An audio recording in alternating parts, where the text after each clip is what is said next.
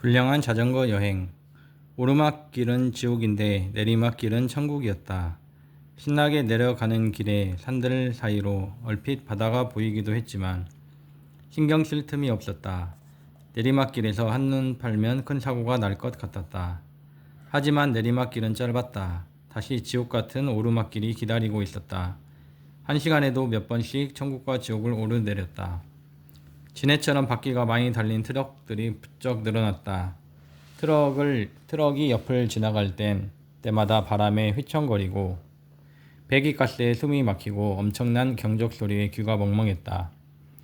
쉴 곳도 마땅치 않았다. 시내로 들어가 길 옆에 자전거를 세우고 잠시 쉬고 있으면 사람들이 우리를 구경했다.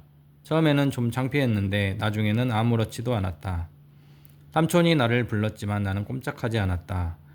나도 자전거를 타니까 쉴 권리가 있다. 몇 번을 불러도 못 들은 척하다 삼촌이 직접 아이스박스에서 오이를 꺼내왔다. 그늘이 없어 햇빛 아래에서 쉬었다. 손바닥만한 나무 그늘에 몇 명이 머리만 들이밀기도 했다. 햇볕에 벌겋게 달아오른 얼굴에 땀이 흐르고 그 땀에 먼지가 달라붙었다. 누나들은 손수건 같은 걸로 얼굴을 가리고 모자를 쓴 다음 헬멧을 썼다. 반팔 반바지에 샌들을 신어 발가락까지 빨갛게 탄 리나 누나를 빼고는 다들 긴팔 긴바지를 입었다. 날도 더운데 저렇게까지 필사적으로 가리고 싶을까 할 정도였다. 남자들은 벌써부터 햇볕에 익었다. 너무 익어서 타는 중이었다. 길바닥에 털썩 주저앉아 오이를 맛있게 먹고 있으려니까 아줌마들이 혀를 차며 우리를 지나쳤다. 우리는 어느새 웃기는 사람들이 되어 있었다. 교복을 입은 여학생들이 입을 가리고 웃고 남학생들은 거위처럼 꺽꺽대며 웃었다. 아저씨들은 남 속도 모르고 좋을 때다 말꼬리를 들었다. 출발 준비. 시계를 보던 만석이 형이 벌떡 일어나 고함을 질렀다. 입에서 신음소리가 저절로 나왔다. 우리는 줄을 맞춰 다시 페달을 굴렀다. 가도 끝이 없을 것 같았는데 결국 창원에 도착했다. 멋진 시청 광장 앞에 백화점이 있고 높은 건물도 많았다. 하지만 우리는 근사한 곳들을 다 지나쳐 낡은 건물이 많은 동네로 들어갔다. 만석이 형은 구불구불 좁은 길로 우리를 데려가더니 2층 건물 앞에 멈춰섰다.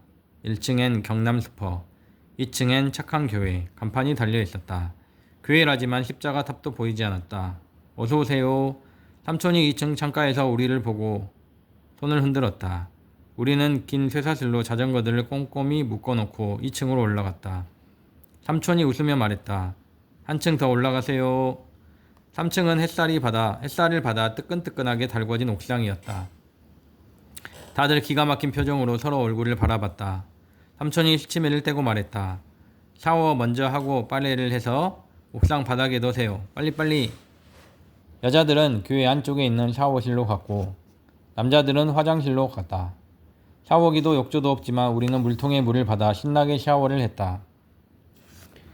햇볕에 타고 땀에 쩐 몸에 물을 뿌릴 때마다 눈이 감길 만큼 행복했다. 우리는 알몸으로 화장실 바닥에서 빨래를 했다. 저녁마다 땀에 젖은 옷은 빨았지만 손으로 짠 데다가 아침에 이슬이 내려서 덜 말랐다. 덜 마른 옷을 가방에 넣으면 퀴퀴한 냄새가 났다. 빨래를 해서 삼촌이 시킨 대로 따뜻한 옥상 바닥에 널었다. 빨래가 은근히 많아서 빨랫줄까지 쳐야 했다. 누나들은 잘 보이지 않는 구석의 여성 전용 자리에 빨래를 널었다. 저녁밥을 먹고 가위바위보를 해서 진 사람이 설거지를 하는 동안 옥상 바닥에 텐트를 쳤다. 옆 건물에서 사람들이 나와 우리를 구경했다. 자전거를 탈 때는 용감하게 길에 드러눕던 누나들이 창피하다며 텐트 속으로 도망을 쳤다. 얼굴을 가리지 않아서 용기가 사라진 모양이었다. 밤이 되었는데도 옥상은 여전히 온돌방 같았다. 덕분에 빨래는 뽀송뽀송하게 말랐지만 우리는 가만히 있어도 땀이 났다. 나는 옥상 가장자리에 서서 아래쪽을 바라보았다. 편의점, 김밥집, 중국집, 통닭집이 보였다. 통닭 튀기는 냄새가 뇌를 흔들었다. 짜장면 냄새는 고문이었다. 감옥에 갇힌 죄수가 이런 기분일까? 삼촌이 밖으로 나가지 못하게 했기 때문에 모든 것이 그림의 떡이었다. 희정이 누나가 투덜거렸다. 왜 못 나가게 하는 거야? 도대체 우리가 뭐 수학여행 온 중학생이야? 무난히 형이 대답했다. 원래 그래요. 풀어주면 꼭 한 명씩 사고 치는 사람들이 있거든요. 동혁이 형이 나한테 물었다. 간식 담당, 밤에는 뭐 안 주냐? 나는 고개를 저었다. 줄 것이 없어 정말 미안했다. 먹을 게 있으면 나부터 먹고 싶었다.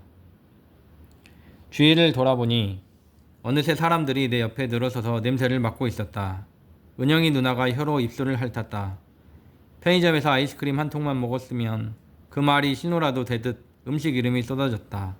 고기를 먹어야 돼. 바삭한 통닭에 맥주 한 장 쭉. 난 냉면 먹고 싶어. 얼음 동동 동치미 국물에 살이 추가. 삼겹살 삼겹살 삼겹살. 시원한 수박이나 한 통 퍼먹었으면 좋겠다. 전화로 탕수육 배달 시킬까? 갑자기 모두들 조용해졌다. 그러고 보니 배달을 시켜 먹는 방법이 있었다. 나가지 않는 거니 삼촌한테 야단 맞을 일이 없다. 동혁이 형이 눈치를 살피며 말했다. 괜찮을까요? 영우 아저씨가 확신에 찬 목소리로 대답했다. 술만 안 시키면 돼. 맞아. 오늘 저녁이 좀 부실했어.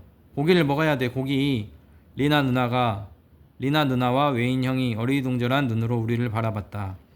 상옥이 아저씨가 통역을 하자 둘은 박수를 치며 좋아하더니 피자를 시키자고 했다. 영우 아저씨가 손사래를 쳤다. 피자는 무슨, 고기 먹자니까. 2층 화장실에 다녀온 지은이 누나가 고개를 저었다. 배달도 못 들어올 것 같아요. 단장님이랑 팀장님이 계단을 지키고 있어요.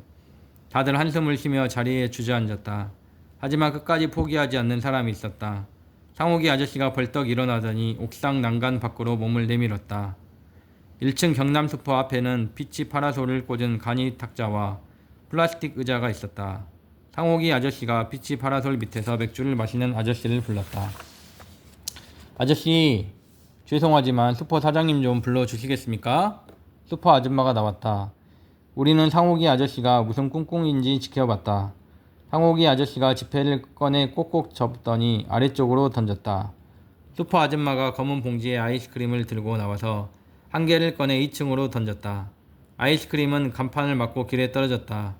다시 던졌지만 전깃줄에 맞고 길에 떨어졌다. 아이스크림이 납작해졌다. 누나들이 발을 동동 굴렀다. 맥주를 마시던 아저씨가 아줌마를 지켜보다가 벌떡 일어났다. 아지매, 와그라코, 와크카노, 이리 줘보소. 아이스크림이 옥상으로 숭숭 날아들었다. 우리는 아이스크림을 받으러 우르르 뛰어다녔다. 마지막 아이스크림이 올라오자 상옥이 아저씨가 맥주 아저씨한테 말했다. 고맙습니다. 복 받으실 거예요. 2층으로 내려가는 문이 열리더니 삼촌이 고개를 내밀었다. 쿵쿵 뛰는 소리 나던데 무슨 일입니까? 우리는 딴청 피우며 제각기 텐트로 들어갔다. 삼촌이 누구한테 날 것도 없이 큰 소리로 말했다. 내일 또 덥다니까 일찍 쉬세요. 삼촌이 사라지자 우리는 조용히 아이스크림을 먹었다. 아이스크림이야말로 세상에서 가장 맛있는 음식이란 걸 지금까지 몰랐다. 혼자서 10개도 먹을 것 같았다. 아이스크림을 다 먹은 사람들이 하나둘 텐트 밖으로 나왔다. 증거를 없애려고 포장지를 모아 숨겼다. 다들 아쉬운 얼굴이었다. 영우 아저씨가 말했다. 통닭도 던질 수 있을까요? 있을까? 통닭은 봉투가 터질 것 같다는 게 여러 사람 생각이었다. 아이스크림을 안 먹었으면 모르는데 한번 금지된 맛을 보기 시작하자 참을 수가 없었다. 차라리 아이스크림을 더 먹자는 쪽으로 의견이 모아졌을 때였다. 은영이 누나가 빙긋 웃으며 손을 들어 빨래를 가리켰다. 빨래 밑에는 빨랫줄이 숨어 있다. 빨랫줄을 내리면 통닭 봉투가 올라올 수 있다. 다들 박수를 쳤다. 지은이 누나가 쓰고 있던 모자를 벗었다. 통닭은 비싸니까 돈을 걷어요. 사람이 11명이라 5마리는 시켜야 될 것 같았다.